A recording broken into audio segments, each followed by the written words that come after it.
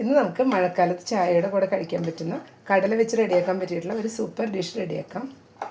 ഇതിനായിട്ട് 2 കപ്പ് കടലയാണ് എടുത്തിട്ടുള്ളത്. അത് നമുക്ക് ആദ്യം ഒന്ന് നന്നായി വേവിച്ചെടുക്കണം. ഇപ്പോൾ കടല കുക്കറിലോട്ട് ഇട്ട് കൊടുത്തിട്ടുണ്ട്. ഇതിലോട്ട് 1.5 ഗ്ലാസ് വെള്ളം കൂടെ ഒഴിച്ചു കൊടുക്കാം. ഇനി കടലയിലേക്ക് ആവശ്യമുള്ള ഉപ്പും കൂടെ ഇപ്പോൾ ചേർത്ത് കൊടുക്കുകയാണ്. എല്ലാം കൂടെ ഒന്ന് മിക്സ് ചെയ്ത് കൊടുത്തിട്ടുണ്ട്. ഇനി ഇത് നമുക്ക് നന്നായി തന്നെ ഒന്ന് വേവിച്ചെടുക്കണം.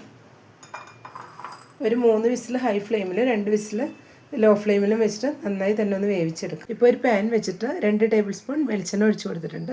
അതിലോട്ട് നമുക്ക് 1 ടീസ്പൂൺ കടുക് ഇട്ട് കൊടുക്കാം. ഇപ്പോൾ കടുക് പൊട്ടി വന്നിട്ടുണ്ട്. അതിലോട്ട് ഒരു സവാള ചോപ്പ് ചെയ്ത് വെച്ച് ചേർത്ത് കൊടുക്കാം. 3 പച്ചമുളക് ചെറുതാക്കി കട്ട് ചെയ്തതും അല്പം വേപ്പിലയും കൂടെ ആഡ് ചെയ്ത് കൊടുക്കുകയാണ്. ഇതിലോട്ടുള്ള ഒരല്പം ഉപ്പ് കൂടെ ഇപ്പോൾ ചേർത്ത് കൊടുക്കാം. ഇനി ഇതെല്ലാം കൂടെ നന്നായി ഒന്ന് മിക്സ് ചെയ്തെടുക്കണം.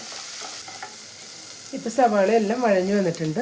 ഇത്രയും മതിയാവും. ഓവറായിട്ട് കളർ മാറി വരേണ്ട ആവശ്യമില്ല. ഈ സമയത്ത് നമുക്ക് 1/2 കപ്പ് തേങ്ങ കൂടെ ചേർത്ത് കൊടുക്കാം. അതും കൂടെ നന്നായി ഒന്ന് മിക്സ് ചെയ്തെടുക്കാം. ഇപ്പോൾ ഒരു 2 മിനിറ്റ്സ് ഒന്ന് വഴറ്റി കൊടുത്തിട്ടുണ്ട്. ഇനി നമുക്ക് ഇതിലോട്ട് വേവിച്ച് വെച്ച് കടലയും കൂടെ ചേർത്ത് കൊടുക്കാം.